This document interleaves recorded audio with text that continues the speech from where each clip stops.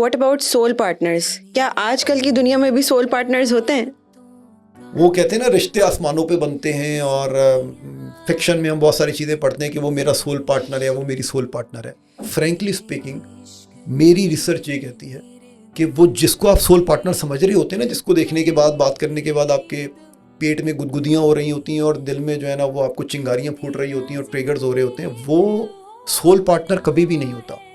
Soul partner आपकी रूह का साथी, रूहानी साथी वो है जिसको मिलने के बाद, देखने के बाद, जिससे बात करने के बाद आपको पीस हो, सुकून मिले आपको।